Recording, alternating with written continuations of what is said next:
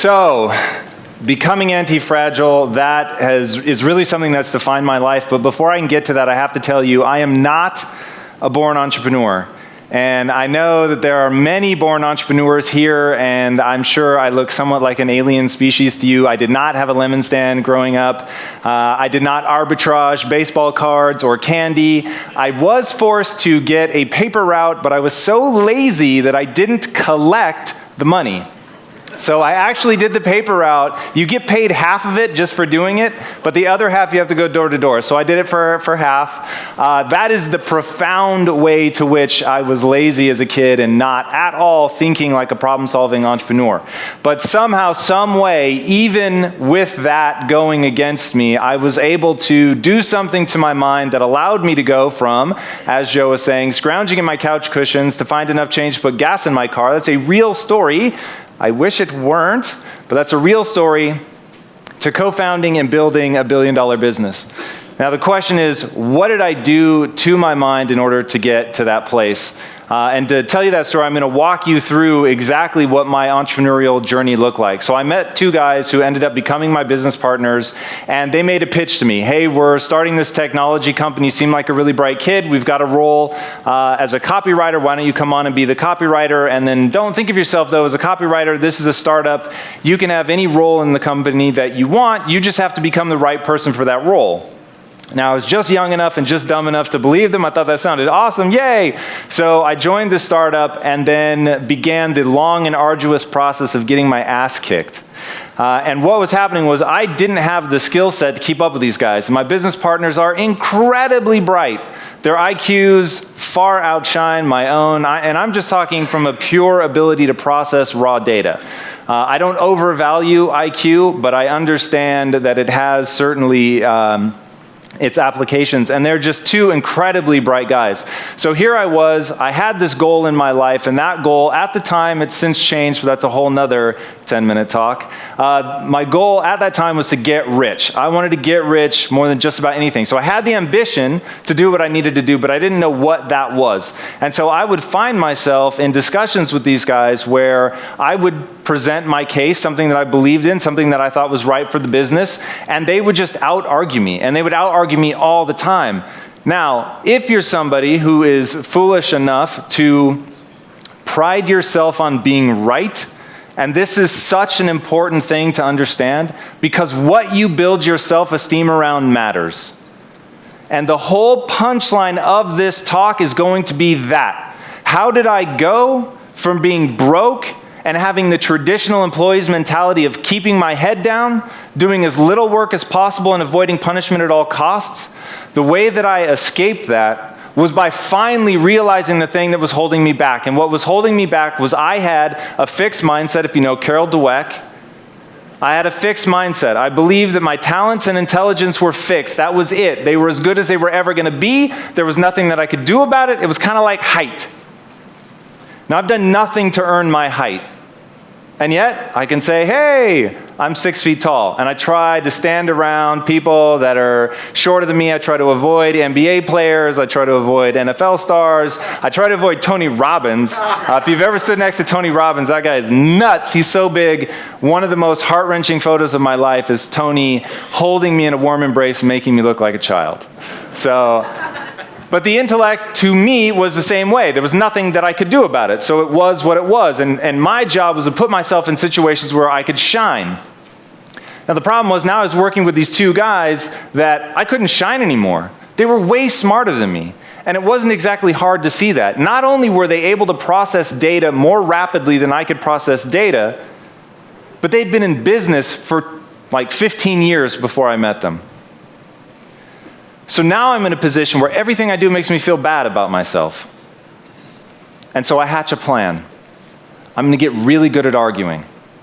And I'm going to debate, because I have two choices. I can either remove myself from this situation, or I can find a way to feel good, because people are going to feel good about themselves. And when you think about what suicide really is, suicide is the moment when somebody believes they can no longer feel good about themselves. Now, it's false, but that's what they believe.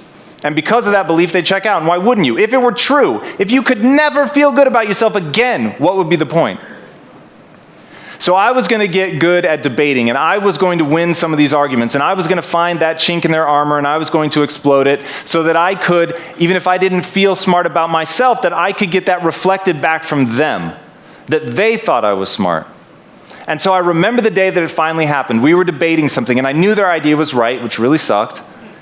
But I had gotten so good at arguing that I convinced them to do my idea. And then I thought, oh shit, what have I done?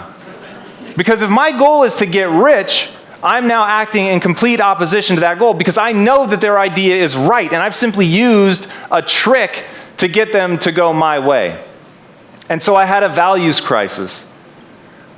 Values and identity drive behavior. And in that moment, I wasn't sure who I was. Did I want to get rich?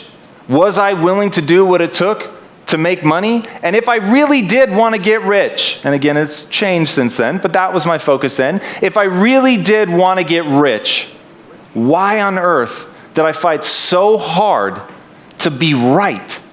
Because I never said I want to be right. I never said I want to be smart. None of that was happening in my mind. I said I want to get rich. So here I was moving myself away from that, and I realized I've got to make a decision. If I really am here to achieve my goal, then I need to decide what my goal is. And I can't have both. I can't feel good about myself the way that I defined it, about being smart, about being right, and achieve my goals.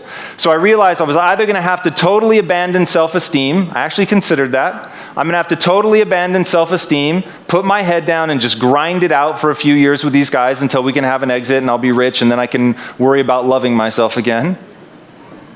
Or, and this was what changed my life, I could change what I built my self-esteem around. Now, unfortunately, I did not have access to Carol Dweck's book, but I realized that instead of fighting to be right, I could put all of my time and attention to identifying the right answer. And once you identify the right answer, you can earn tremendous credibility with your team for saying, hey, I was wrong, that's right, now I'm going to put all my energy behind that. And so that's what I began to do. And as I began to do that, I found that the only thing that was standing between me and where I wanted to get was a skills gap. Now that skills gap is what I call mind the gap. And for you Brits, you know exactly what I'm talking about. Mind the gap. That skills gap is everything. Now the way that you close that skill gap is painful because it starts with the following mantra: I am not yet good enough. It's one of the most controversial things I ever say. Whenever I tweet that out, people freak out. But what I'm saying is, if you're trying to achieve this objective and you do not have the skills to actually accomplish that, you simply are not good enough yet. That's just the truth of the situation. It's the math. As Elon Musk says, boil it down to its physics. That's the physics of the situation. But if you have a growth mindset, you know that you can acquire those skills. And once you set about living your life by the following phrase, everything will change. Do and believe only that which moves you towards your goals. And that brings us to becoming antifragile.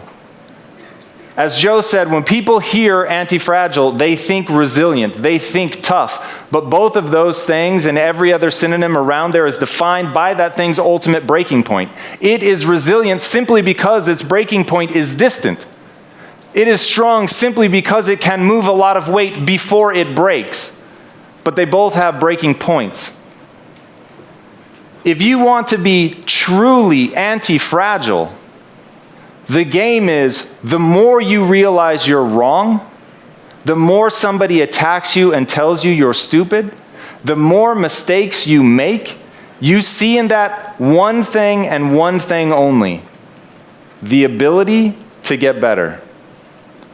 And when you see in your failures an absolutely fundamental, bedrock foundation piece of your belief system, which is that, oh dear God, thank you for pointing out how wrong I've been. Thank you for showing me that this mistake was just that it's a mistake. Thank you for making it clear I am not actually moving towards my goals right now. I'm not making progress.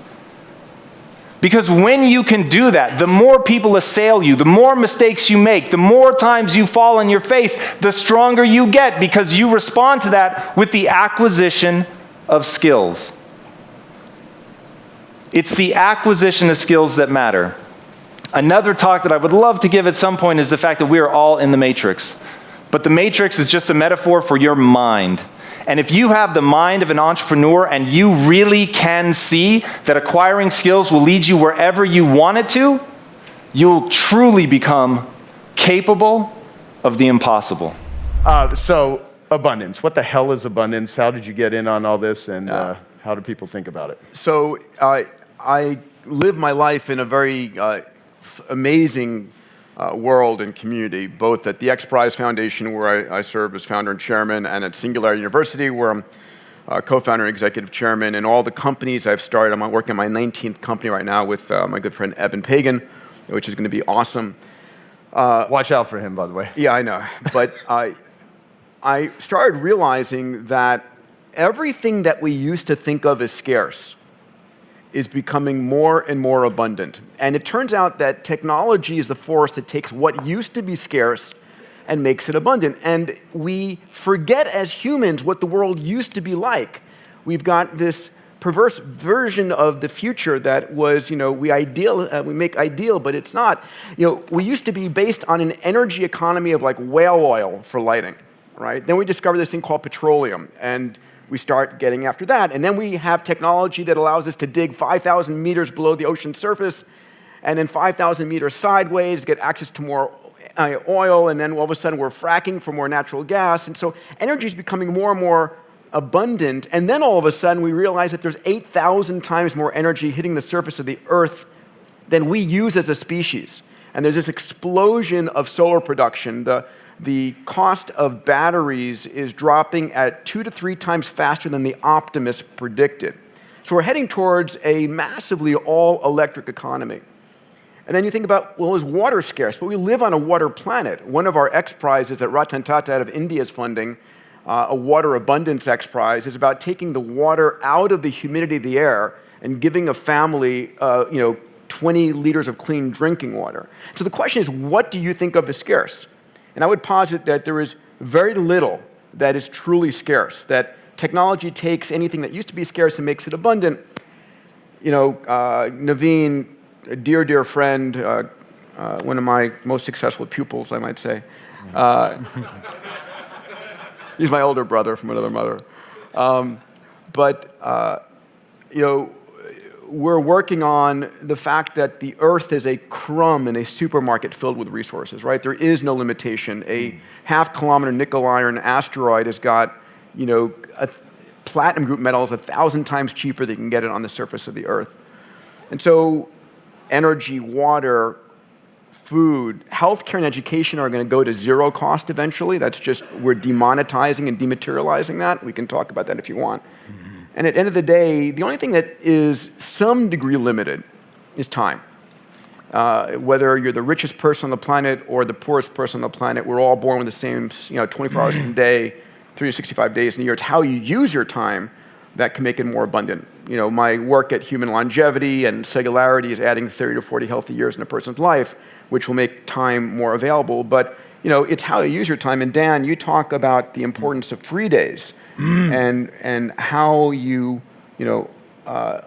just coached in this last session, we talked about how do you buy back time. Hey, I hope you're enjoying this video, and I want to let you know that I have a new book that's come out, and if you'd like to get it absolutely free, there's a link below in the description, or you can wait till the end of this video, or you can simply go to joesfreebook.com and you can get a copy there. Yeah, so my approach is very single-minded, very single-focused. So I have, I'll give you an example that these are two of my great successes, because I used to worry about not being connected in the world, and I'm not a connector. I really don't have the instinct, to be in contact with a lot of people. And Dean Jackson, where's Dean? Is Dean here? Where's Dean? He's sleeping in. Probably drinking Yeah. and smoking out there Yeah. somewhere. Yeah. Can you imagine Dean tying one on? I mean, it really. Anyway, we were just comparing cell phone experiences, and we determined in our last podcast that Dean, in any 2-day period, has more telephone activity than I had had in the previous year and a half. and half of my telephone activity was actually with Dean. so I'm not really plugged in, but I look at individuals like Joe, and I look at individuals like Peter like resources. So to go back to the resource model, my job is to take a resource called Joe from a lower level of productivity to a higher level of productivity. And when I met Peter, I got a feel of where the center was for Peter, and I said, if we could just free him up, the impact on the planet would be a lot greater. So what I look like is individuals that if I can show them how to buy back their time, just get centered on where the real power of who they are as an individual, in other words, where their confidence is, and where they feel most abundant inside themselves, and then you can get them focused and you can create a network of very, very skilled people around them, then you can multiply the impact of this individual 10 times, 100 times, and with technology available today, it can become global in its reach. And day in, day out, that's all I'm interested in, is that one resource called the person with a passion for a particular new thing on the planet, who's dedicated his or her life to that.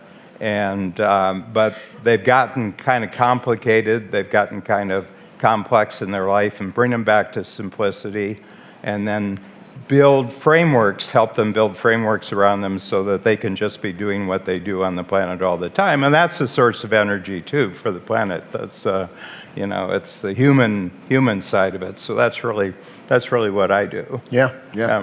Which, when you just even talk about resources, I mean, are you of the belief that we have plenty of resources in all areas? It's just a distribution problem? It is so the challenge is that we as humans are dematerializing, demonetizing, and democratizing products and services. I talk about the 60s. Dan and I spend a lot of time talking about this. I work with the entrepreneurs that I coach in Abundance 360 and Abundance Digital to help them understand how do you digitize everything you have. Mm-hmm. Once you digitize your products, your services, they enter a period of deceptive, slow growth. Then they become disruptive, and they, in this sequence, dematerialize, demonetize, and democratize. Mm-hmm. And so the digital camera is an example, right? Film photography used to be very expensive and inefficient. Remember when you used to pay for the whole roll of film to get exposed, and you hope a picture came out? What a gimmick that was. And so then we dematerialize, demonetize, and democratize photography, and film photography falls off a cliff, and digital photography grows. Last year, 1.2 trillion digital pics taken, and it's exploding onto the scene. And so there's... How the hell did they count that? I think they probably do an average and then multiply by the number of digital cameras out there. I want to make sure you're not making stuff up. No. You kind of... But at the end of the day, it is an absolute fact that 27.8% of all facts are made up on the spot. I was going to see if you were going to respond to the audience laughing or just got to go with it. That was good. Thank you. I appreciate it. I learned that from you. But there's very little that truly is scarce. And so the job of an entrepreneur, your job as an entrepreneur, is to actually find an incredible area that you're passionate about and to make it abundant, to digitize it. And we're seeing this over and over again. We're about to decimate banking industry, insurance industry, because of blockchain, because of the fact that, can I jump into one fun fact? Yeah. In 2010, we had 1.8 billion people online, 2010. Today, it is about 3.1 5 billion people connected on the world. By 2024, what is that, 6 years from now, we're going to 8 billion people connected online. So we're getting about 4.5 billion people are going to come online in the next 6 years. Now, for this community in particular, it's 4.5 billion new customers who've never uploaded or downloaded anything before, have never had a digital experience before. Think about this. We're doubling the world's population, and these people are coming online not like you and I did at 9600 baud on AOL, right? They're coming online at a megabit, gigabit connection speeds with access to the world's information on Google and Baidu. They're all going to want healthcare, education, insurance, and banking. They're not going to go to an ATM. They're not going to go to an insurance broker. They're not going to go to a school. Not going to go necessarily to a hospital. They're going to want all of these things digitized at marginal zero cost. And huge markets, huge businesses. Add blockchain on top of that, and you get change the world. And one of the things I realized is we're going to make more wealth in the next 10 years than we have in the entire past century. And I predict that the Forbes 500 list is going to be radically different 10 years from now. Yeah. Well, okay, so talking about making wealth and creating business, for the people here in the room, what are the mindsets, Dan, that over all these years are critical for freeing yourself up in order to do it? Because it's sort of an interesting thing to, as you said earlier, freeing someone up like Peter so Peter can be a bigger version of his already, pretty superhuman self. Yeah, well, and it's Peter connected to a lot of new people that he hasn't even met yet. In other words, there's going to be people, it's a bit like what Naveen was talking about. He just put out that he wanted to make illness optional for people, that you could actually choose. And all of a sudden, talent pours out of the walls of people who've been working on something for 10 years, 20 years, but they didn't have a spokesperson, they didn't have a public vehicle for their work. And so, I really talk a lot about mindsets, and Peter and I are pretty much totally in agreement that basically mindset either closes doors or it opens doors. And I've been thinking, I've been coaching for 43 years, and I said, well, if you had just a couple of mindsets that would make people more open to taking advantage of everything that Peter's talking about. You see, I've delegated all this stuff to Peter. I used to spend 500 hours a year, on the web, looking at, I had files looking at artificial intelligence and everything else. And then I meet this guy. I read about him in the Wall Street Journal. I read his review of abundance, the review of his book, Abundance, and I said, man, this is fantastic what he's saying here. And so when I got the chance to meet him, you have your own, your own recollection of that meeting and what it did for you. But what it did is just save me 500 hours a year. He's out there every day. All I have to do is, get him kind of clear, get him kind of focused, and I get his 500 hours, and it's a lot better stuff than I was getting. So anyway, and then Joe, the thing is, a lot of people have Rolodexes in whatever form they are today, and so I just got one name in my Rolodex, and it's Joe. I said, I'd like to meet so-and-so, and it's done. So I've just delegated hundreds, thousands of hours to these two guys, I'm just happy to be up on stage with these two guys working away. But here's the two mindsets that I think are crucial. One of them, and they're in short supply, I'm noticing in public life. One of them is gratitude. Gratitude. I think if you're really, really grateful, you create an abundance related to your past. That's really what gratitude is, because you're grateful for what has gotten you here. And gratitude is a proactive skill. A lot of people make it a reactive skill in the sense, well, if somebody does something for me, I'm grateful for that. But the word gratitude, being grateful, is related to the word appreciation. How many of you say, well, I really appreciate that? And appreciation is a really neat word because it's got that emotional sense, psychological sense, but it's also got an economic sense that things appreciate. Gold appreciates, land appreciates, stocks appreciate. And what Could we add Bitcoin to your list? Yeah, Bitcoin appreciates. Everything Peter's involved in appreciates. I hope so, because he's got some of my money. I want it all to appreciate. And I appreciate you. Yeah, but what appreciation really means is that you just give value to something. In other words, you say, there's Kwa's sitting right across from me, and I always appreciate Kwa, and I really appreciate, I can just sit there and think about Kwa for a half minute, and, I totally appreciate Babs, as everyone knows, Without Babs, I'm just a smart drunk worried about the rent.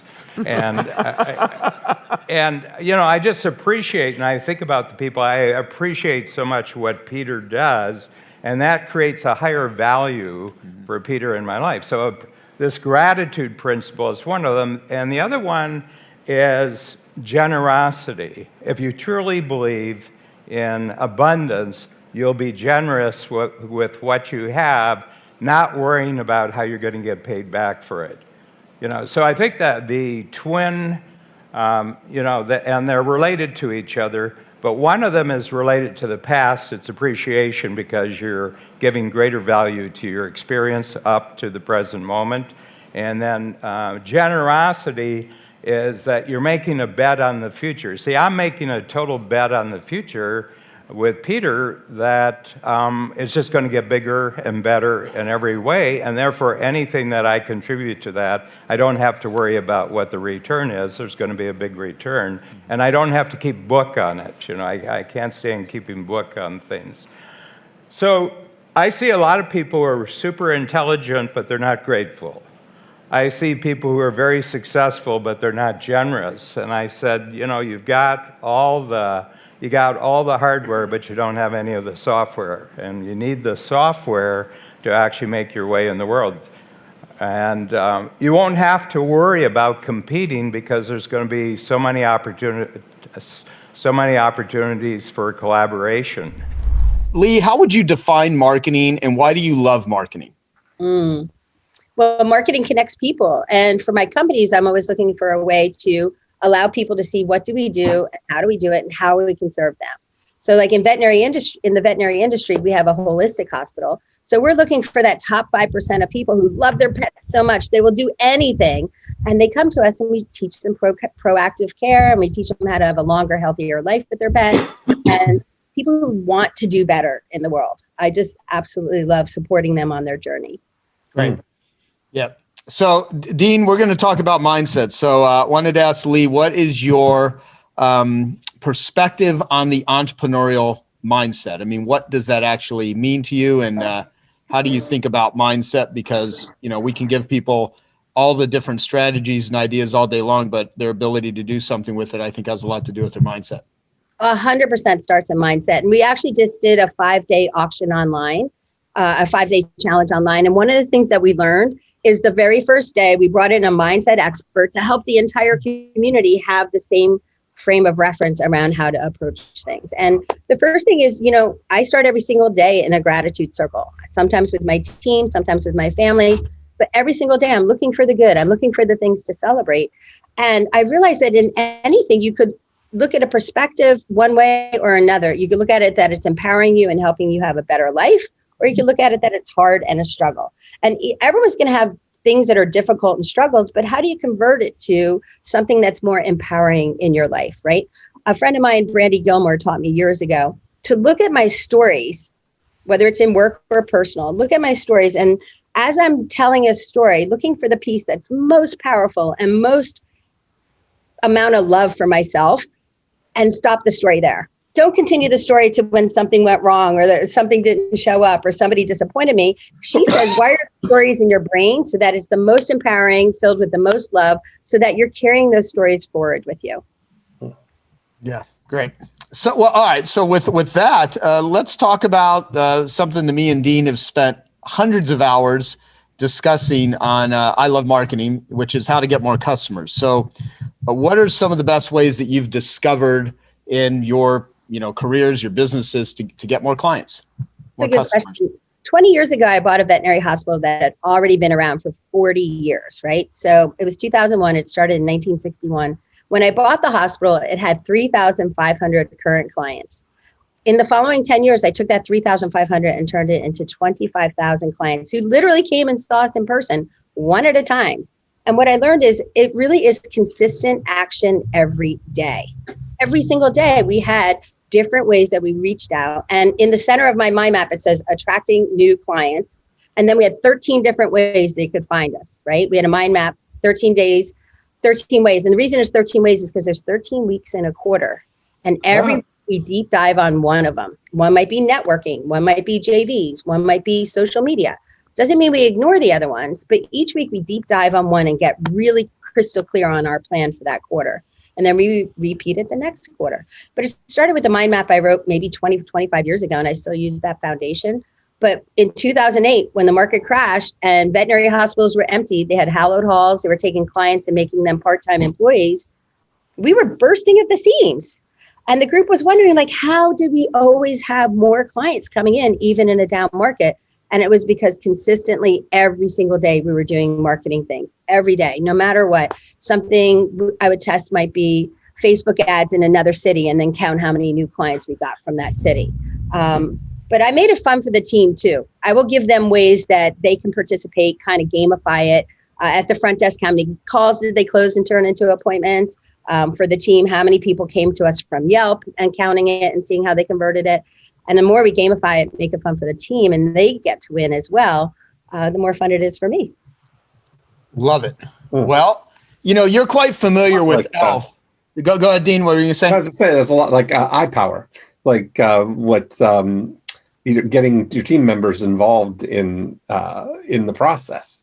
Because everybody's got great ideas. You just need good direction by framing the question that's going to elicit the great response. I remember reading, there's a great book about Albert Lasker, who was one of the old original advertising men. And when they were selling refrigerators, back when refrigeration was brand new, one of the things that people were afraid of is that they didn't want to have something that was plugged in all the time and sucking electricity, because they were new to the whole, you had this meter outside your house that you could see it moving. And when that's moving, it's costing you money.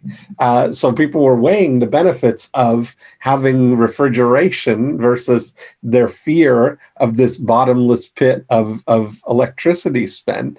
And he tasked the entire company. He said, we need some phrase that makes people comfortable with Frigidaire as the brand that they can trust for refrigeration. And somebody who was like the equivalent of in the mailroom came up with the idea of that every Frigidaire is equipped with meter miser technology. And just those words, meter miser, said exactly what you need words to say it's watching your back. It's not going to take any more electricity than it absolutely needs to. And that was really the thing that made people comfortable choosing Frigidaire over all the others, because all the others are just money pits. But you better get that meter miser, because that one will save us the most money. So there's a really big key you said in there, Dean, too, and it's genius, which is coming up with the right phrase that allows your customer to feel comfortable with their decision. Yeah. They want evidence they made a great decision, right? Yeah. And one of the things I taught my front desk, Joe, which was really important in the shift in closing clients at the front desk, is no matter what the client asks them, the first thing to say is, yes, I can help you with that. Absolutely. Because then it puts their mind at ease that they have the right person, and the right person who really cares about helping them. And just by using that one phrase, even if they have to say, you know what, I have to check on the answer and call you back, it's okay, because they set up the relationship of, I do want to help you. And I think that that's just been really key in my business, is that my clients feel like the team sees them and listens and cares.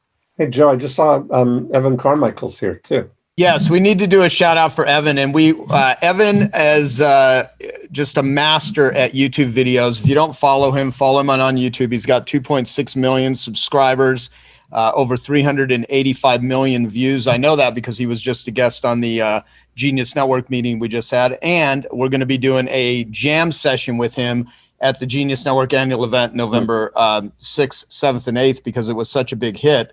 But he's got a great interview on his channel right now with Kevin O'Leary from Shark Tank.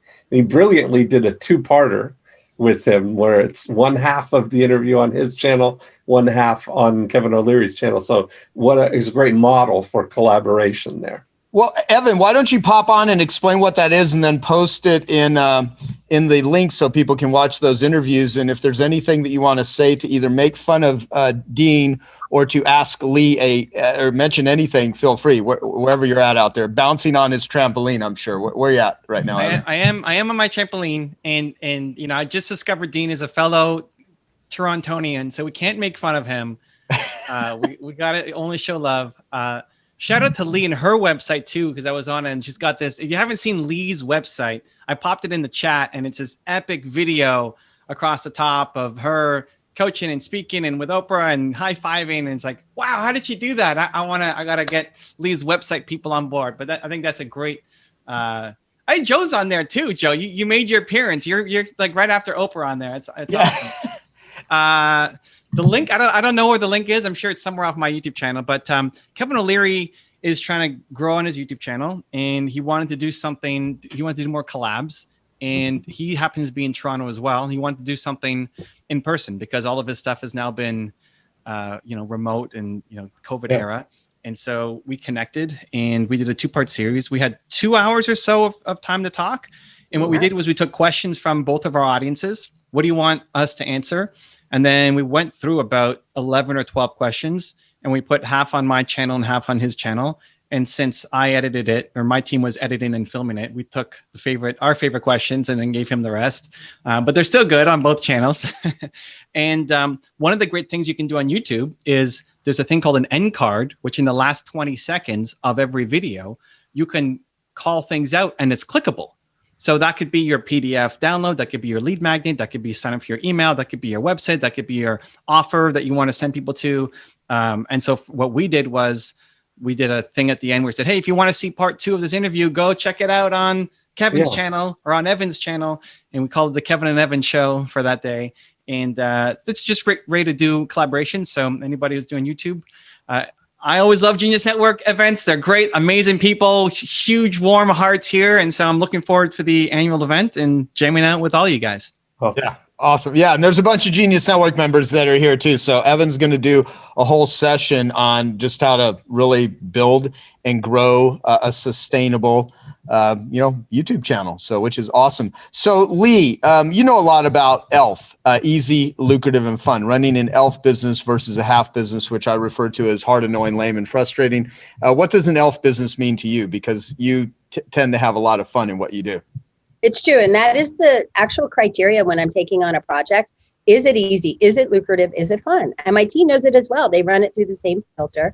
I actually spoke to 8,500 event planners last month, and I drilled this home so much that one of them sent me a gift with Lee Richter, easy, lucrative, and fun. I'm like, well, it's actually Joe Polish, but I give you credit, but they just have heard it so much because I think, why make it anything else than easy, lucrative, and fun, especially at this time in my life when I have so many choices. And that is literally the filter I go through first for every project. It has to meet those 3 criteria. Seems so simple, but there's things that don't meet that criteria and I cut it out. Yeah, I love it. And that term was given to me by my friend Mark Schneider, who recently passed away.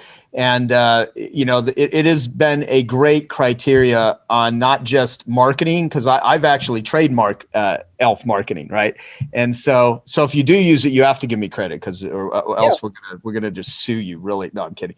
Well, it depends. We may sue you. It depends if you totally plagiarize my shit. But I love the term ELF, and I recommend using it as a criteria. Use it as a process, and it's helped me. I used to think of it just as marketing, doing automated robotic types of marketing methodologies, but I now apply ELF to people, projects, anything, because if it's not money, is it easy, liberating, and fun? I even apply it into my personal life. So I'm going to take next year as a sabbatical.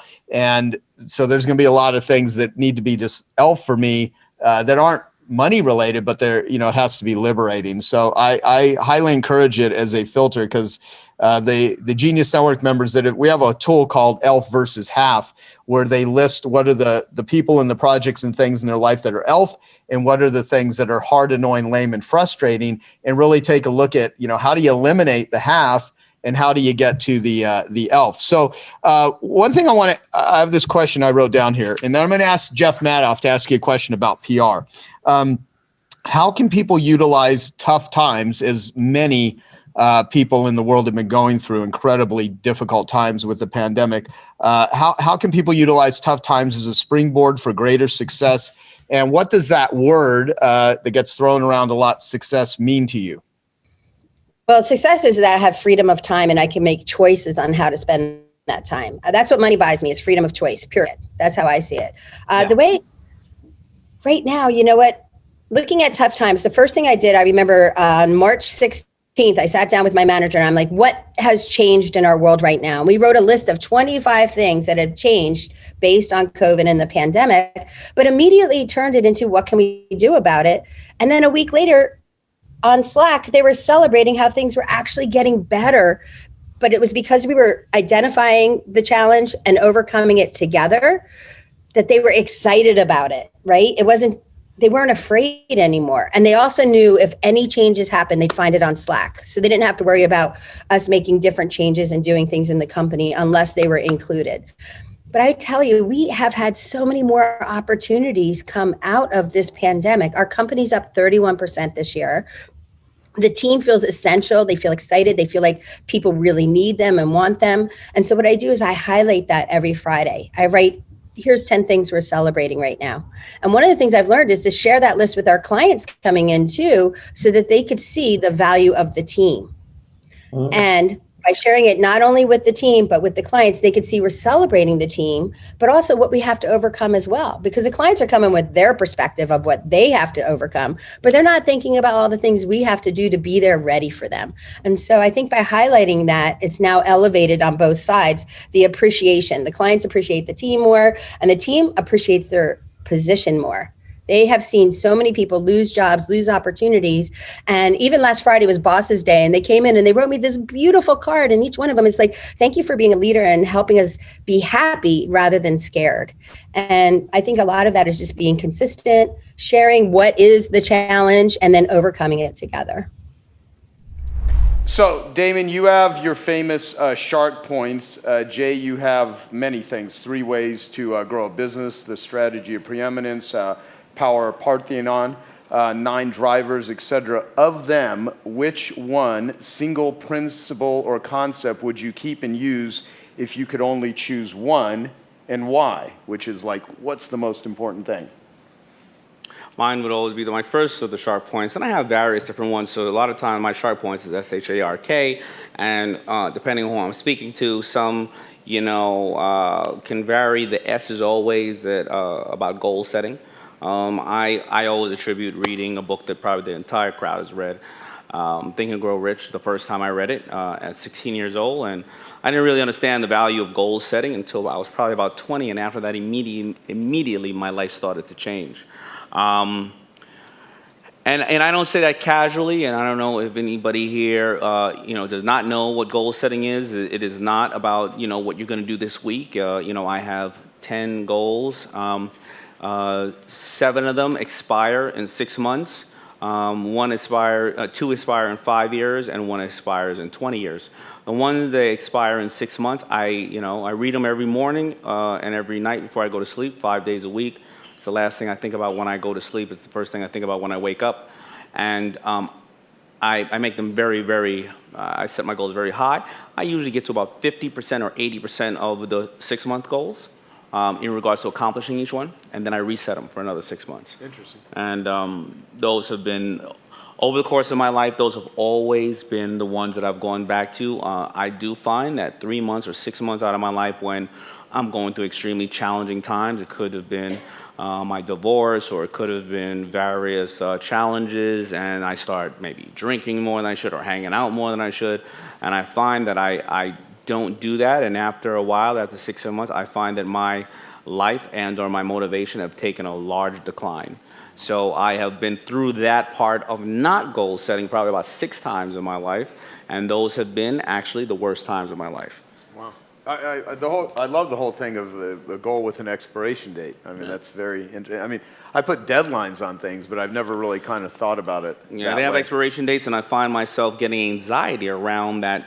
If the goal is the 15th of March, I like, why am I feeling like this? And then I reset them. Wow, okay. You?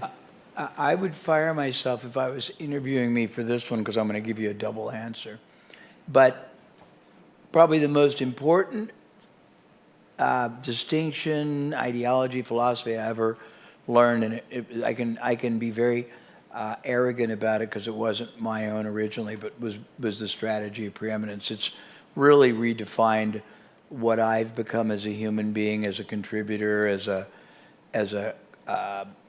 catalyst to others, a benefactor, guide, advisor, and it's also it's propelled people to the highest level. And I'd like to actually tell a simple story because it's quite profound about it, but also I'd like to give a context about relational capital, because there's a depth and a breadth of it that is so transcendent to what somebody would think of as an affiliate deal. But just, I mean, to give you the simplistic concept of preeminence, it's basically to establish yourself as the only viable choice, the most trusted advisor for life. You have a moral responsibility to guide people to what's in their best interest. You can't let them buy less, more, or less quantity.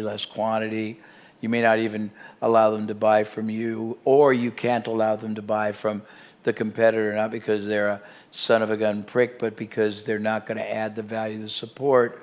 Your goal is not to fall in love with your product or your service. It's to fall in love with the people whose lives you're transforming. You have 4 categories of clients, certainly the ones that pay you, but then the others are the ones you pay, your team members, your vendors, your advisors, and your goal is to enrich their life, to grow, to add value. That's the important part, but it is totally external. And the real key to it is you don't wait for money to change hands to start investing. The preface or the premise is, in any relationship, one side is always being asked to invest first in the other, and your attitude is, I think you're a good investment, so I'm going to invest, but you're going to invest real value, and you can't invest real value if you don't have a clear context of what value is defined as by the various segments of the market you're trying to take. I can go deep on that, but forget that now. So we've done billions of dollars for clients using very sophisticated relational capital, and it's totally different than an affiliate deal. You know, it's like we will find people who have very trusted, credible relationships with the market that our client wants to reach, and we will engineer extraordinary relationships. And the easiest example I can give you is an old one, but it'll show the differentiation. I was laughing. Somebody wrote me the other day and said, I want you to promote my software. There's a $100,000 top prize, and I'm giving my Porsche. And I said, well, first of all, I have more than one Porsche. Second of all, I don't do things for that. If it's got value, I don't make it another 20 or 30 grand ain't going to change my life. So I'd rather do it gratis if it's going to really impact the people. But when we used to do really integrated strategic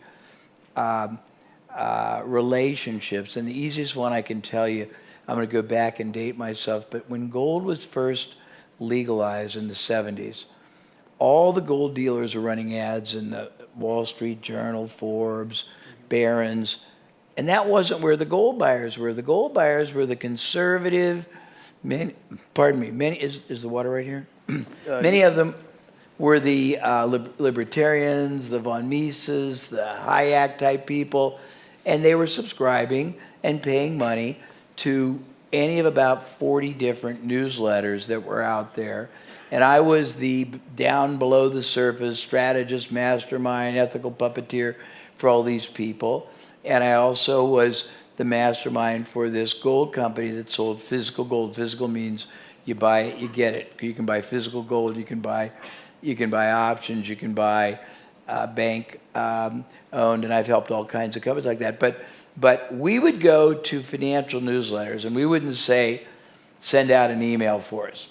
We would strike a long-term arrangement. Well, first we would be the recommended provider of the hard asset. Every time a new subscriber came, they would get from us a kit that would explain hard assets, give it the context, have interviews with prominent economists and advisors, including ones that didn't like gold, so it had balance.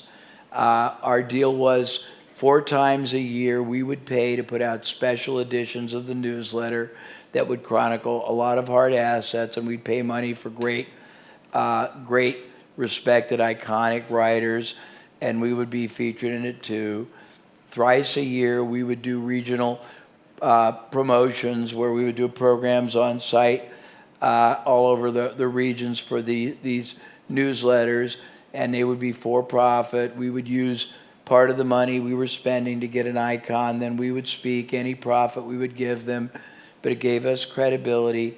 Many of these newsletters were very arrogant, and they would stop marketing if their marketing piece started breaking even. We were in a lead generating business, and lead generating was costing us $100, $200 a lead. So anytime their subscription offer stopped working, we had a standing offer that we would pick up the responsibility of taking their subscription piece, their promotion.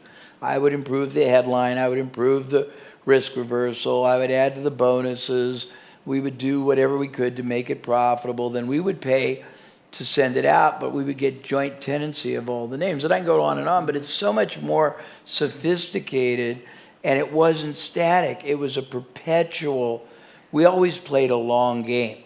And also, if we were the first one to do that and it worked, I separately would reserve as a contingency the right to become the ombudsman, the provider, the manager, the partner in any and all other long-term strategic offerings that would go through that newsletter. So I created it as a distribution channel, and I did the same kind of thing with everybody, and it was a whole different level, and there still is. Oh, by the way, we never sent the same communication to any 2 newsletters. They were all customized so they had integrity, because a lot of these newsletters, not unlike a lot of the email list, were multiple subscribed. And if you have the same rhetoric, it looks very crass, but there's just a lot of deeper strategic thinking that's possible, and I overtalked.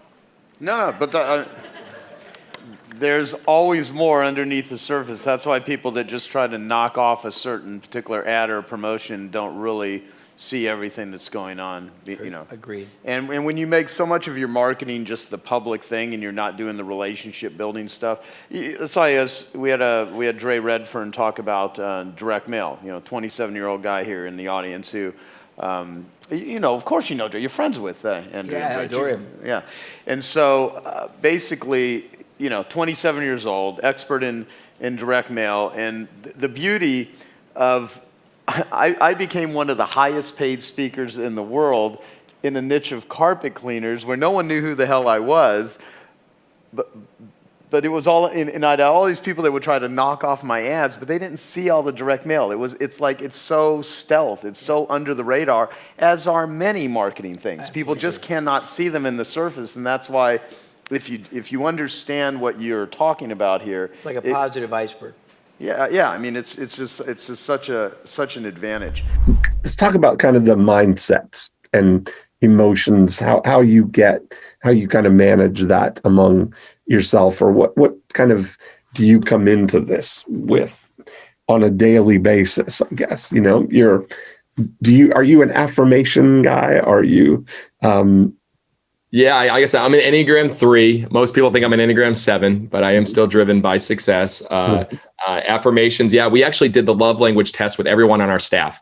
Okay. And which is good. We say love your customers more than you love your product, but love your people, love your team even more than you love your customers. And so if that's true, do you know what your people love?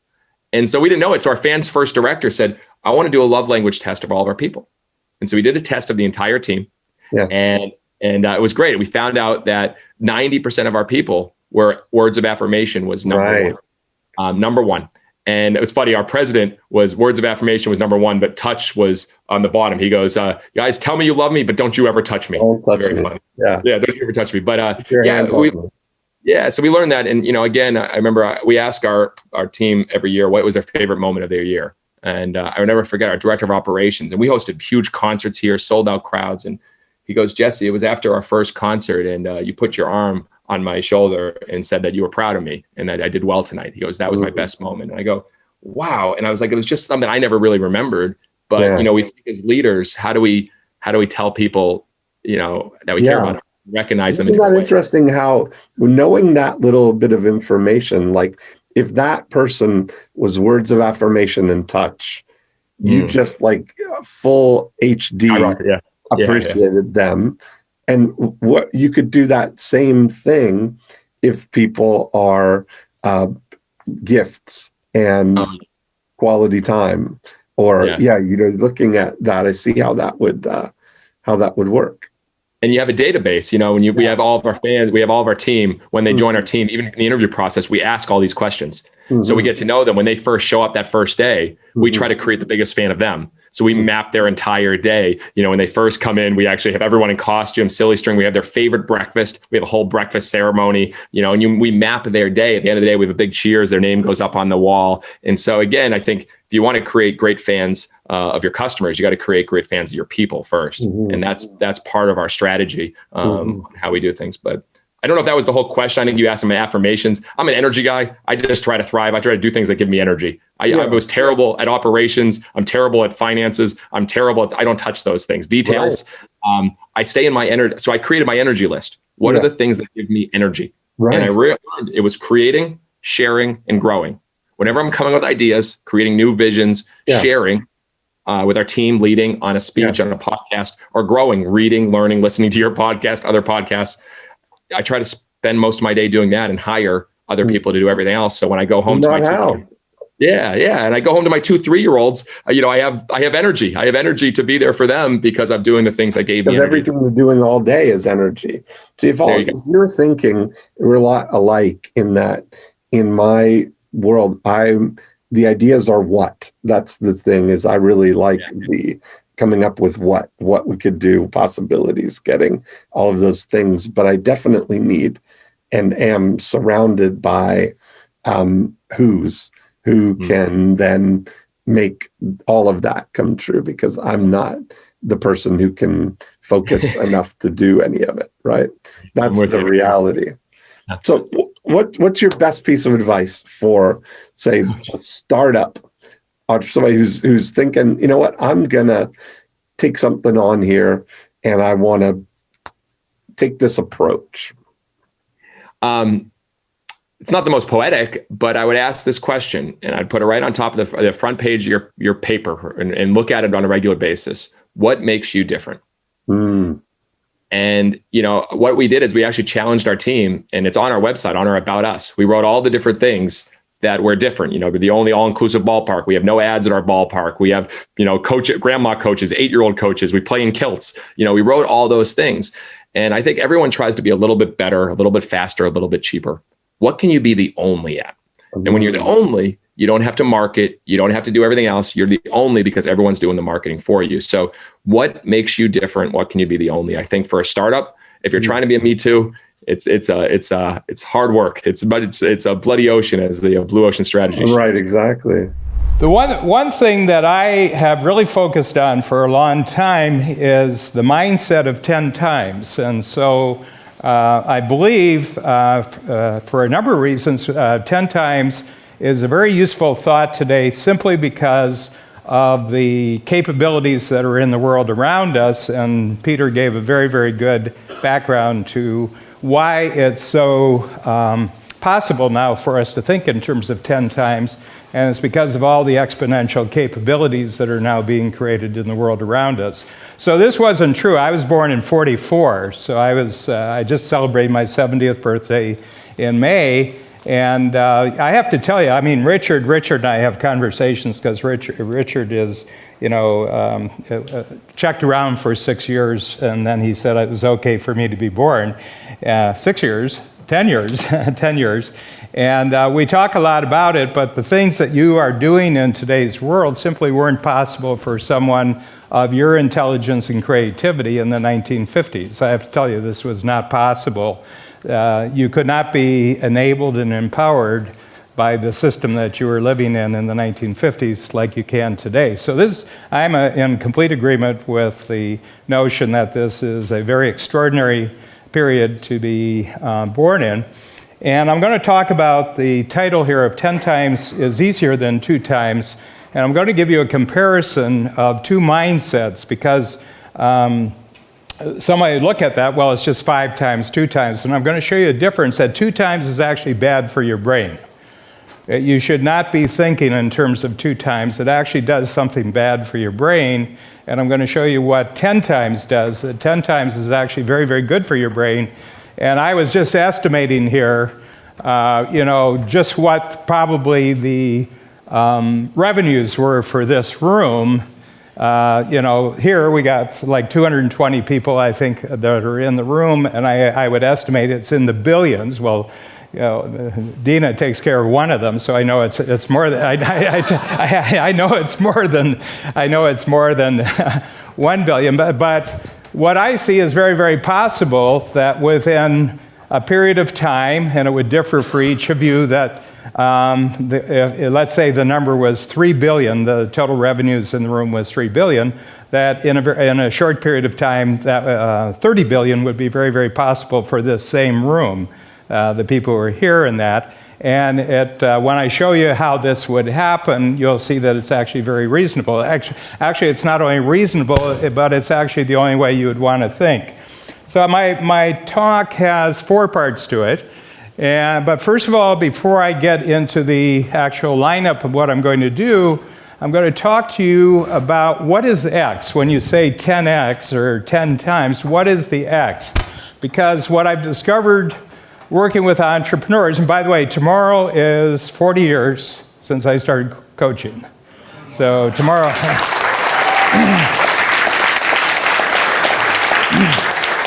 and I'm Catholic, and August 15th is the Feast of the Assumption. I can guarantee you on that August 15th, I had a lot of assumptions, so.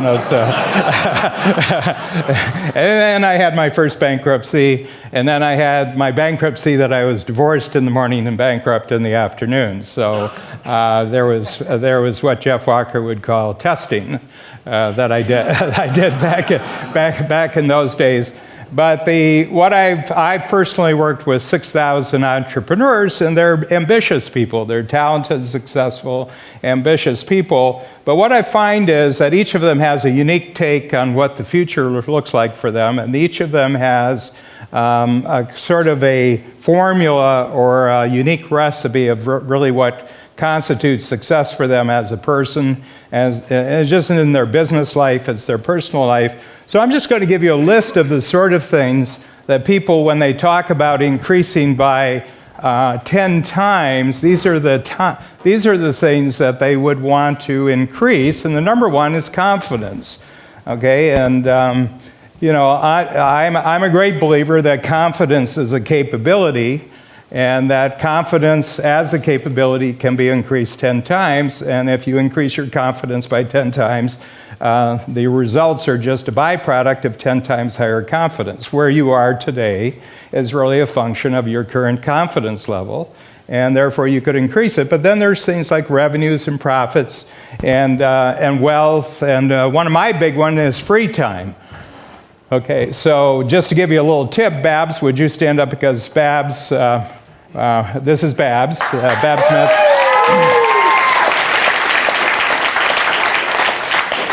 And as Joe mentioned this morning, without Babs, I'm just a smart drunk, an out-of-shape smart drunk who is worried about the rent. So that's where I am today. So my life consists of before Babs and after Babs, and I'm really quite clear. I tell her that in the morning, and I tell her before I go to bed at night. And I'm very, very conscious of what Babs did to my life. So free time, and then health, and then fitness, and your overall energy level. These are all 10 times goals. So it's not just one thing. You know, typically your mind would go to income or it would go to profits, but in fact that all of these are factors that contribute to 10 times. And the people who do 10 times and do it well, by what I mean is they do it in a way that's absolutely good for other people, but they absolutely do it good for themselves, actually cover the they cover the menu here. And then reputation and capabilities and clients and your customers and the kind of support you have, technology and connections. So as you're thinking about this, you would have 3 or 4 that you would go after right away, you know, and it wouldn't be necessarily, some people, it's not about income. You know, a few days ago, I was with a client who's from Ojai, and he came down to see a intro that we did in Marina Del Rey, and he had come into the program about 13 years ago, and he was making $250,000 personally, and then he was working 300 days to get his $250,000, and then we started our new 10 times program 3 years ago, and I asked him, you know, how have you done? And his income had gone to $2.5 million personally, so he was up 10 times, but he was doing it in 30 days a year. So he had done a double 10 times. He had done a 10 times with income, but he had done, you know, he was working, and so it was actually 100 times increase. And he's a big art collector, and he likes doing all sorts of things, but he's got it down to 30 days a year, and now he's going for 10 times the top number, the income number, but he wants to get his whole work, the actual work that he has to do, is down to roughly about 10 full days a year. Okay. Now, you say, well, I wouldn't want to do that, and that's exactly the point. You wouldn't, because that wouldn't be your goals, but those are his goals. And so when we talk about this, what I want you to think about here is that it has to be your goals. So, you know, that 10 times has to work for you. Okay, and that's really the point here, and everybody's unique, and you've got the freedom. You know, entrepreneurs are the only people on the planet who actually have the freedom of time, the freedom of money, the freedom of relationship, and the freedom of purpose. Four freedoms that you have that other people don't have. Time, you can arrange your time the way you want. There's no upper limit on the amount of money that you can make. You can choose to work with who you want to work with, both inside your company and outside your company relationship. But the big thing is purpose. So Dave Kekich, and I've been communicating with Dave for a number of years, but today is actually the first time I actually met him. But we were talking, and I was talking to Craig Venter, who's Peter's partner in longevity, and we were talking about the life extension, which I believe my goal is 156 right now and has been for 27 years. So at 70, I'm not even actuarially on the table yet. I haven't even qualified for the actuarial table because I still have 86 years to go. And but I said, you can extend, physically, you can extend people's lives, but the question is, do they have any purpose? Do they actually have any purpose? Because a lot of people really don't. Once they finish their work life, they really don't have much purpose. So that's going to be the big issue. I think once the purpose drives, people will, they'll do it. And 10 times is a nice purpose to have. And so my goal, I'm 70 and I'm going for 95. So I just put together a 25-year goal. And everybody that I coach is on the 25-year plan. And my goal is that in the next 25 years, I accomplish 10 times more than I accomplished up till 70. Okay? So whatever that was. I accomplished a lot before 70, but it's going to be 10 times more. Okay, so I just wanted you to be clear about that. Now, as far as what I'm going to talk about, I'm going to talk about the mindset. So the mindset has really been talked about a lot here. It starts with just how your brain's looking at your life, looking at the world, looking at the possibilities. Then I'm going to give you a model that shows you the radical difference between 2x and 10x. Then I'm going to show you a method that everybody in this room can do. You can start doing the method that I'm talking about here. You can do that method starting right now. As a matter of fact, you could put together a very good game plan by the time I'm finished here. And then I'm going to give you a map of what the world looks like. And what's happening to the world is that it's going binary. And what I mean is that the world always takes on the structure of the economics of the world. So when the world was industrial, the world looked like a factory. Okay, the world wars, I was born during the Second World War, and after the Second World War, for the next 25 or 30 years, America looked like a factory that was producing war materials. It was big, it was multi-level, it was a big pyramid. GM had 18 levels from the CEO down to the factory floor. And everybody thought that was great. The unions were that way, government was that way, but now we're going digital and we're going network, and now the world is rearranging itself along network lines, so it's very, very different. And I'm going to show you basically that there's an emotion you have to actually get on one side or the other side of the binary. There's sort of a split going down the middle of the world. You can see it reflected in the news every day. They talk about the polarization of society. I'm going to show you what the real polarization of society is. And I can say right now that all of you in this room are on the right side, as opposed to the left side. No, but the thing about it is that there's a way of thinking about the world, and it starts with the mindset, but it's actually an emotion. And your basic path that you're going to create for yourself in the years ahead comes from a particular emotion, and there's a counter emotion, and I'm going to show you what that is. Okay, so let's just talk about the model and the mindset, first of all. First of all, I'm going to show you what 2x looks like. And we've got 3 tools that the brain has that I consider to be tools. And we have a tool called the future, we have a tool called the past, and we have a tool called the present.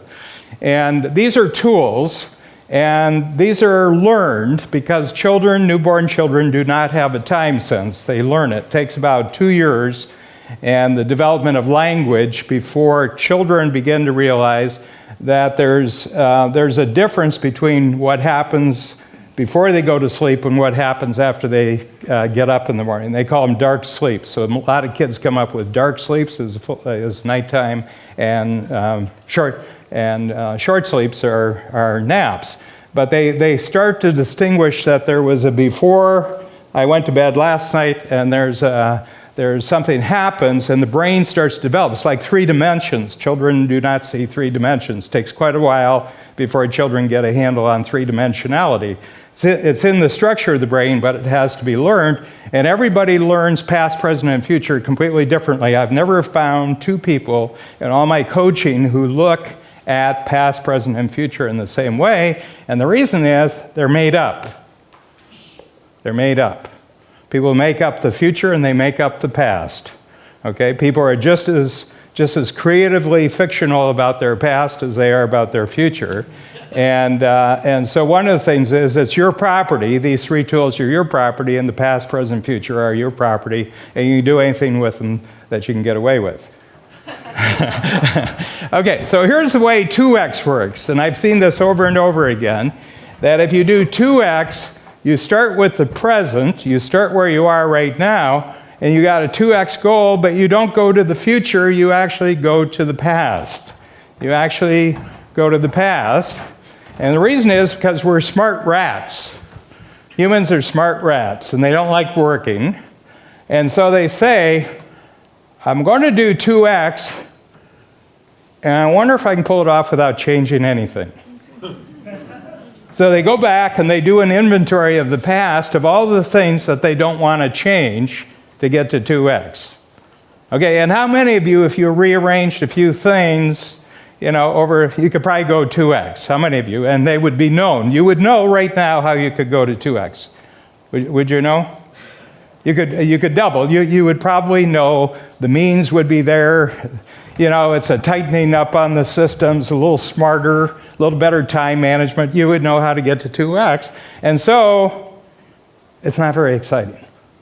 2x is, how many of you 2x really isn't that exciting? It's just not that exciting. And therein lies the issue. 2x is not exciting. It's not exciting for you. And if you tell somebody about it, it's not exciting to them. So there's no new energy in the system. So what happens then is that you actually start in the present and you circle back and you try to pull as much of the past as you possibly can into the future. Okay? And the past negotiates with you about your future. How many of you have noticed that the past is union organized? Yeah. And not only are they unionized, but they drink. They're drinking partners, all the past. No, we're not going to do that. No. Have a drink. And everything else. And that's one of the biggest things I've noticed is just this negotiating with the past, that most people, when they come up with a goal, they have to go back and first justify it to their past. They have to justify it to their past, okay? And that, you can see the drag immediately on this goal. Now, I'm going to show you the other one. So this is the other one. So with 2x, you start with the present, trying to change as little of the past as possible. Not exciting. It doesn't cause any inspiration, doesn't cause any electricity, okay? It doesn't cause any real movement that's going to get a lot of people interested in what you're doing. That's why, when I sit there and, let's see, Peter, what's he going to do? First of all, he's going to take 1 billion people and make them literate in 18 months. And then he's going to put his name on it, asteroid Diamandis. It's worth 5 trillion, all right? I got that one, and then, you go down the list. These are big. How many of you are excited just sitting there, just sitting there listening to it? That's the secret of it. It's the excitement. The excitement. If there's no excitement, there's no electricity. If there's no electricity, there's no movement. You have to have the excitement. So the big thing is that you got to go 10 times or nothing moves. You got to go 10 times. So with the 10 times, it works just the opposite. You don't start with the present. You actually start with the future. And with the future, you come back and you grab the present. You come back and you loop the present like that. Okay?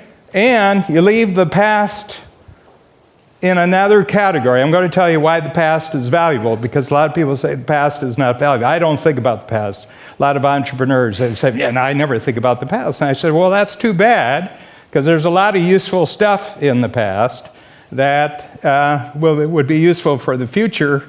And so don't knock the past. I'm not knocking the past here. I'm not saying bad things about it. I'm simply saying that you got to start with the future as the lead. And here's the deal. The past has to justify itself to the future. The past has to justify itself. The only reason why any of your past gets to come along is because it has a value for the future. So I've got 70 years with the past, and I've got a lot of valuable stuff back there. I got a lot of stuff there, and I'm constantly going back to past experience and saying, what did I learn there that's really valuable? Okay, so here's how it works.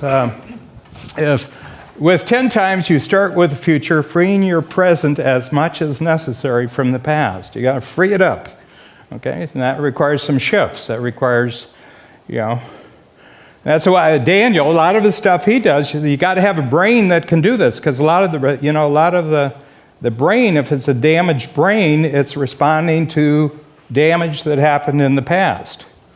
Okay, that's a map of your past. When you get a bad brain scan, it's a map of the past. I was knocked out twice in a football game when I was 18 years old, and the damage was still sitting there on my brain. You could see the dark section on my brain, And in those days, they said, "You okay?" Yeah, okay, get back in there.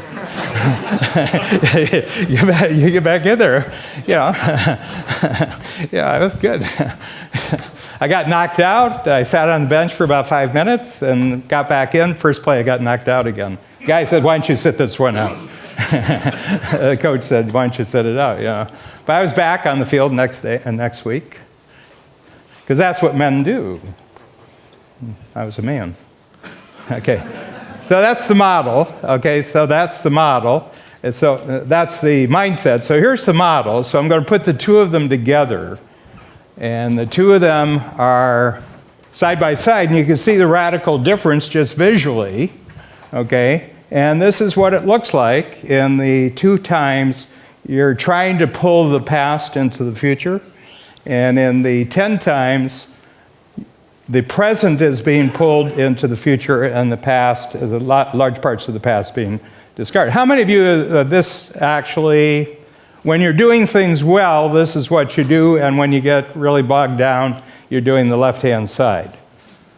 Yeah, that's what happens. See, this happens with all 7 billion people, and nobody's 100% with this, and nobody's 100% in any area of their life. Some people are really advanced in one part of their life, but they're not advanced in other parts of their life. There's parts of their life where the future is really doing the work, but in other parts of their life, the past is giving the orders. It creates tremendous tension.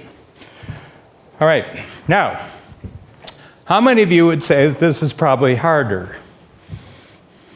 This is harder, and this is easier. So now I'm going to talk about harder and easier, and all things considered, how many of you prefer easier over harder? Yeah, and that's really the thing. Now, you have the brain that can do this, and you've got the experience that can do this, but you got to get the distinctions right. You got to get the circuitry right on this, and it has to do with what you do with past, present, and future. You got to get them right, and generally speaking, if your child, if you're thinking about your children, and they've spent 20 years in the educational system, and that's usually the case now, 4 years old to 24 years old, you know, they have been almost 99% taught by people who would not even believe in 2 times. They would not even believe that. They would believe, I mean, at a much worse thing. I mean, they would go for cost of living. You know, cost of living, wow! I mean, that's what union fights are over, cost of living. I mean, that's not very inspiring. Yeah. So it's a union. So you got to have the right teachers. That's why you come to Genius Network, and I just had a wonderful 4 days in Rancho Mirage with JJ and Camper and their Mindshare. You know, I mean, if you said that in the 1950s, I don't know really what that would all be about. But the whole thing of bringing together people who are future-oriented and have an impact. I mean, you just being in this room for 2 days, your brain will change. Chemically, your brain will change by being in this room for 2 days. And Joe is just a master of bringing together people who can provide shifts. They provide, you know, they almost sometimes, you know, I'm sitting here and I'm watching a 10-minute talk and I'm whack! I just get this like, and all of a sudden there's this real shift, and you never go back to the way you were before the shift. So this is the educational system that really, really works. But if you take everybody who does that and has that kind of impact and shift, they do the same thing. They free you from the past. There's this freeing up, and you get this real movement toward the future. And remember, past, present, future, they're yours. You make them up. You got to choose what you want to feed them. You know, you got to be careful what you feed those time sense. Okay, so I'm going to talk about harder and easier. So now I'm going to talk about the method. So I'm going to talk about 10 times easier and 2 times harder. And I'm going to talk about 10 times easier because 10 times easier is based on energy. Okay, how many of you would know in any situation whether this was energizing or this was stuff? How many of you know the difference between energy and stuff? Energy and stuff. Okay? Energy makes you feel good, and stuff makes you feel bad. Okay, that's good. That's good. So I'm going to put energy and stuff on. Here's what energy, first of all, I'll start with stuff. Stuff is activities that are devoid of energy. How many of you right now know that you're doing activities that are devoid of energy? Okay? And how many of you could make a list of activities that are devoid of energy? How many of you could make a list of people who are devoid of energy in your life? Situations that are devoid of energy. Okay? Activities that your company has gotten involved in, situations that that are devoid of energy. Okay, that's stuff. Okay, everybody got stuff? Okay. Energy is activities that are free from stuff. Activities are free from stuff. What's it feel like when you're freed up from stuff?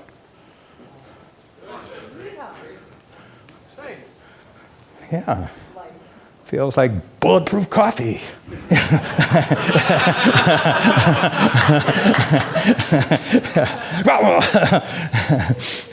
The last thing I did before I came on stage was make sure you have a bulletproof coffee before you get up on stage. That and my Adderall. I love Adderall.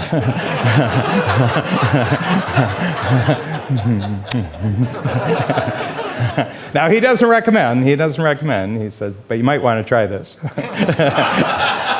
You know what I realized when I came back? It took me 6 weeks to take the first one because I don't know if I want to do this. And I took it, and it was just before our workshop. And I took it, and I walked in, and I sat down. I introduced the group, and then I sat down, and all at once, it was almost like a physical, it was like going bang, like that, and the whole world went quiet. And I realized that for 66 years, I had lived in a world of noise. And this is the first time my life was quiet. And it's been quiet for 4 years. And these have been the 4 best years of my life. So, but I got the scan, shitty scan.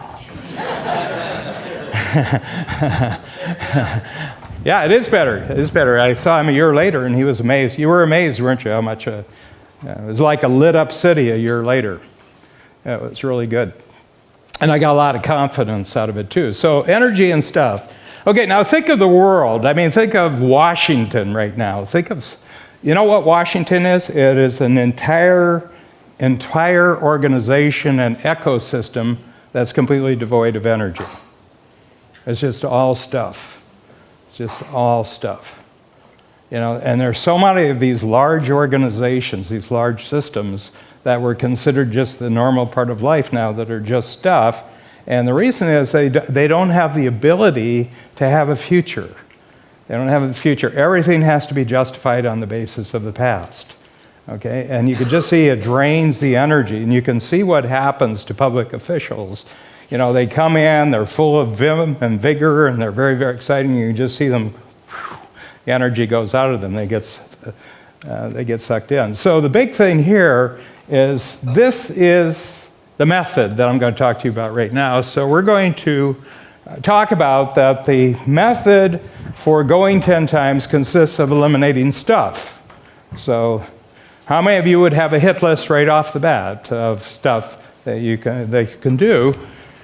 And so I'm going to just show you in coach, because we coach a lot of people and they all come through, but this is sort of the kind of things that people go after. And if you wanted to, on your sheet of paper, I know this is on the sheet of paper, you can just write down everything that others do better, everything that drains energy, relationships that go nowhere.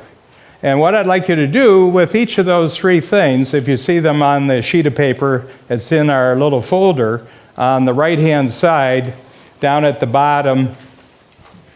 So this is a little strategic coach diagram that we have there.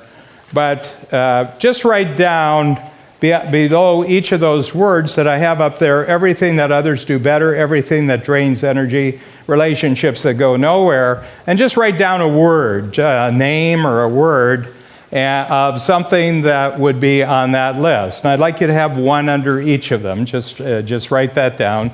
For example, everything that others do better. So what the real impact that I have on entrepreneurs in the program is I get them to do far, far, far less.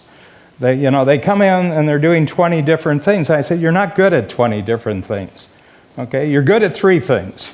You're good at 3 things. So I do 3 things. I do what I'm doing right now. I coach my workshops, and I come up with new ideas. And I come up with new diagrams. And in the course of my work here, 95% of my time is made up of those 3 activities. I got a circle, okay? And I'm not allowed to go outside that circle by my team. Okay, if Dan goes out and he goes, if I step outside of my circle, if Dan tries to say anything about the company that doesn't relate to giving a public performance or coaching or creating new material, he's out of bounds. He's out of bounds. And Babs enforces it. She enforces it. And I teach everybody to do that because I came from the entertainment industry. In the entertainment industry, you want the entertainer to entertain. You don't want the entertainer selling tickets. You don't want the entertainer moving furniture backstage. Frank Sinatra does not move pianos. I made a living before he died on that one. He just plays. He just entertains. Every one of you in this room is an entertainer, and you've got a song to sing and an audience to sing to, and anytime you're not singing your song to your audience, it's probably stuff. Probably stuff. Does that make sense? I find entertainment's really interesting because it's all about energy. Entertainment, the whole entertainment industry is just pure energy. If you want to know a model of the future, it's the entertainment industry. And that includes sports. Everything that drains energy. Well, what drains energy? Everybody's got a list, and it's different for everybody, okay? If I'm not front stage or I'm not doing things front stage, it's probably stuff for me. I'm a front stage guy. Okay, how many of you in this room are kind of front stage people, using the theater term? You shouldn't be backstage. Okay, you're backstage to prepare for it. And it's really, really different. And the thing is, you can't be disrespectful about what other people find energizing because everybody's wired. Babs and I have a personal bookkeeper who twice a week she comes in, she handles all of our bills and everything, and had her for 25 years, and from my perspective, she's done exactly the same thing every day, 2 days a week for 25 years. So I went in one day, her name is Mary Beth, and I said, Mary Beth, do you like this work? And she said, Dan, from one day to the next, you never know what's going to happen.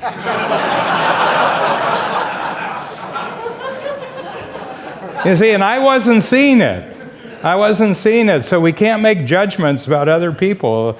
Everybody's nervous system is constructed differently, and what they find stimulating and everything else is different. The only thing is you want to get them inside their circle. So we do this with all of our team. We have 120 staff, and every one of them, the moment they start the company, we start this process of getting their circles smaller and smaller and smaller and smaller until there's just 3 of them. And we've got 65 people who've been with us more than 10 years because going to work every day and just being energized is actually a good way to spend your life. Okay, we try to keep them away from stuff. And then relationships that go nowhere. That would be both business and how many of you right now have a relationship that's going nowhere? Okay, it's a stuff relationship. It's not going anywhere. Okay, so write down the name. All progress starts by telling the truth. Bill W. All progress starts by telling the truth. You have to tell the truth. Okay, and the writing hand is connected directly to your brain. 40% of the brain the hand that you write with is direct. 40% of the brain is connected directly to that hand. Opposable thumb. Human brain takes the opposable thumb really seriously because the opposable thumb basically was one of the big things that created the human brain. Okay, so that's it. Now we're going to go to the other side, increase energy. Okay. I start with the stuff because it's annoying and most people can get to it right away. Now, so here's the energy side of it. everything that you permanently love, everything that produces growth, and everything that grows confidence, okay? So I have a big thing that I have a question, and Dean Jackson here, Dean and I had a great conversation one night, and I said, Dean, what is the single activity or focus that would absolutely keep you fascinated and motivated for the rest of your life? Okay, fascinated and motivated and it took him about, 2 minutes? 2 minutes, and wham, like that. And Dean, big difference since we did that? Amen. Amen. Amen. Yeah, I got him on Adderall too. Yeah, so the big thing is there's a something that is just eternally fascinating. How many of you, when you saw a number of the speakers up here, you knew they were in their sweet zone about what fascinates and motivated most of them? I mean, Peter, you're just the role model. You're the poster child for being in the zone of something that just permanently fascinates and motivates you for the rest of your life. Joe, if it moves, he'll talk to it. I mean, Joe would call Putin if he thought it was a good interview. No, he's a connector. Joe cannot help not connecting. I mean, it's just fascinating and motivating to him. Scans, I mean, it's more than the scans, Daniel. There's something in there that just totally fascinates and motivates you. You know, and you can't get enough of it. And when you're 20, 30, 40 years older, it'll still fascinate and motivate. So if you can get the person just locked into that, you can build everything else around it. And it's a series of questions. I had this wonderful interview with Jeff when he first came into the program about what it was like to do his first launch where he was charging, and he got $1,300 back. And he was just sitting there in a state of awe for a couple of days simply because, first of all, it was equal to their disposable income as a couple for that year.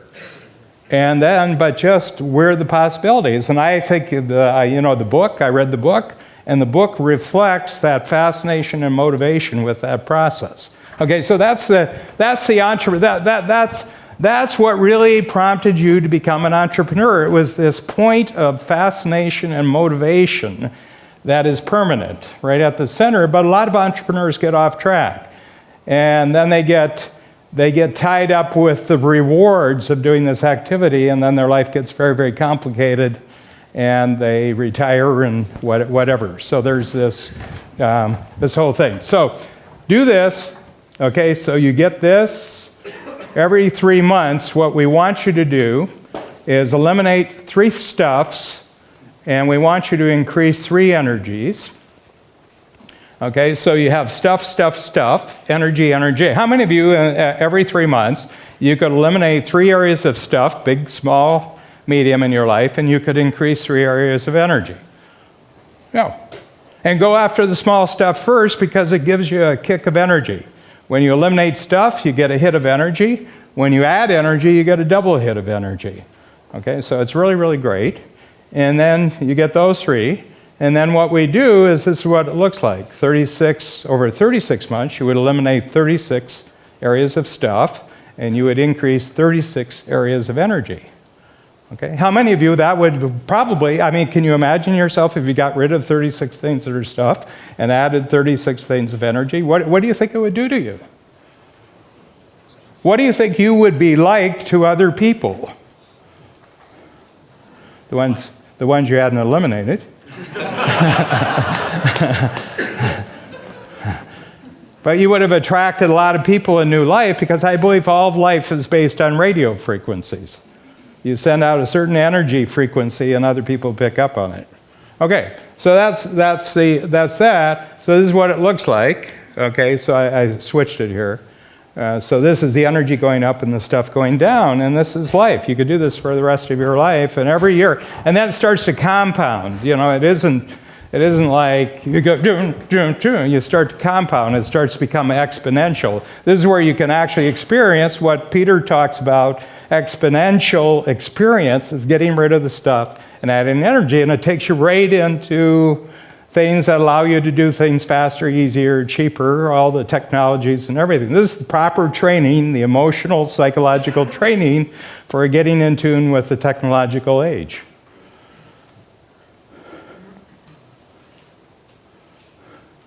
All Uber is they got rid of all the stuff and added all the energy.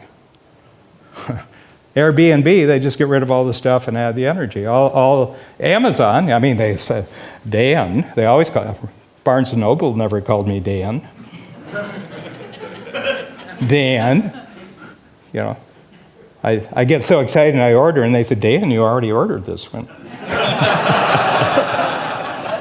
I love that Dan. How many of you? Oh yeah, I love that Dan. Barnes & Noble, Borders. No Dan. Borders was stuff. They're gone. So no. I mean, I just want you to see this on the big level. Okay, so let's go to the big level. I'm just going to wrap up here. So this is the map.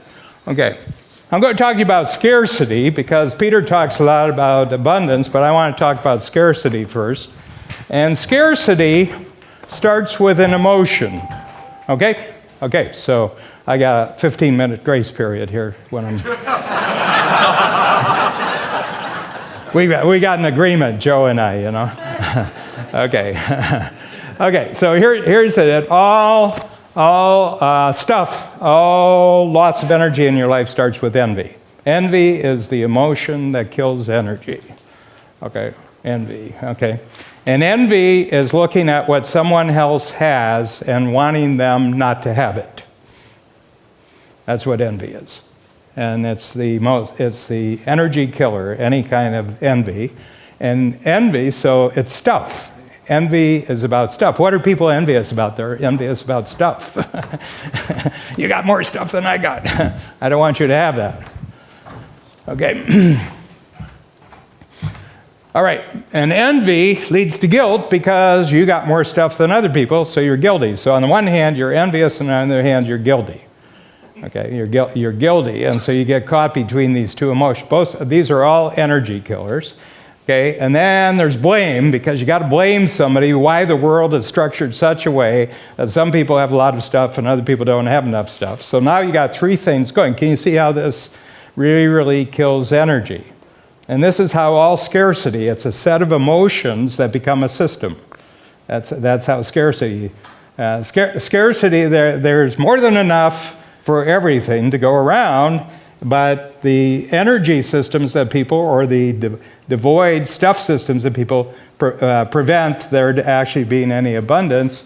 And what that leads to is a sense of massive unfairness. I mean, I went to college, I go back to college reunions, and it's about the unfairness of the world. You know, it's about the unfairness of the world. You know, living in America. You know, talk to the Uber drivers. They're all immigrants. They love this place. Their solution is send all the unhappy Americans somewhere they came from. So unfairness, and then depletion. The planet is being depleted. Okay, there isn't enough to go around. In 1800, we crossed 1 billion. Now we have 7 billion. Average incomes are up 17 times. Lifespan is up 42 years. All the great slides that Peter had this morning, there's just massive amounts, and the reason is because it comes out of human imagination and imagining an infinite future, and then having more and more energy in your life. And then the other one is the zero sum. If you have something, that means I don't have it. If this person over here has it, it's only at the cost of someone. These are killer thoughts. These are killer thoughts. They destroy energy. They destroy any possibility of creativity, okay? So I call this the scarcity system, and it's a stuff system. The whole thing's based on stuff. The whole thing's All right, now that was quick. I had to get through that quickly. And then I go to the abundance spiral. Starts with gratitude. Gratitude is the single most powerful energy-producing emotion on the planet.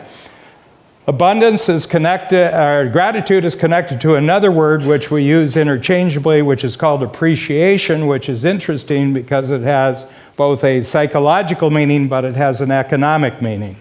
So stocks appreciate, land appreciates. So appreciation means growth.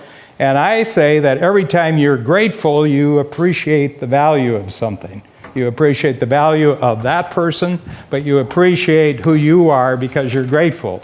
So if you want to know how to enter and continually grow within the world of abundance, you have to be grateful for everything, okay? And you'll never run out of new things to be grateful for. And people can tell that you're grateful, and people love being around people who are grateful, and they hate being around people who are envious. Okay, so gratitude leads to is energy, and it leads to creativity. Steve Jobs, they said, Steve Jobs, what is creativity? He says, it's putting things together. People who put a lot of things together are really creative, You only put things together that you love and you appreciate. Creativity, you only put things together that you really like, and creativity leads to cooperation, which is really what capitalism is. F.A. Hayek said that capitalism is an ever-expanding system of increased cooperation among strangers. Big thing there is strangers. So when I was in, and the thing that really gets me about this is the ATM. I grew up in slow times, so ATMs are really, really exciting to me. And we were in Vienna. We were at the soccer hotel, very famous for the soccer tour. And I came down to the concierge and I said, is there an ATM here? Of course, he knew what I meant. He says, yes, you come out the front, walk down 2 blocks till you get to McDonald's, cross the street, and the ATM is right between Starbucks and the Apple store. I go there, they ask you, language, okay, they ask you currency, you put in your card, millions and millions of strangers cooperating with each other. I get that. And Babs is there, I turn to her and I say, what a world. What world? I love it. I love it. This is massive cooperation among strangers. Most of the world still, you can only have cooperation among friends and family. Okay, finally, real quick, opportunity. Opportunity, when you get this, you get massive opportunity, which leads to ingenuity, which leads to Peter's favorite subject, exponentials. And this is the energy system. So what you have to do now is that you have to put a barrier, the abundance barrier, between these two systems, okay? And what you have to do is continually surround yourself with people who are energy people, which I call the abundance neighborhood, which goes like this, goes like this. And this is what this is. This is what Joe is putting. He's putting together abundance. This is what Peter does with Abundance 360. We put together an abundance neighborhood. So this is my whole take on how going from the simple thing of getting past, present, and future right in your mind, and then understanding that the mechanism for growing the future is to actually increase the amount of energy in your life, reduce the amount of stuff. You end up in a neighborhood like this, and it's a good world. Thank you very much. Okay, I hope you found that video awesome and useful. So if you want to get a free copy of my book, I want you to click here. And if you want to watch some more videos that'll be useful and awesome, click here. Go ahead. They're over here. Do it now. Come on. Thank you. Watch them.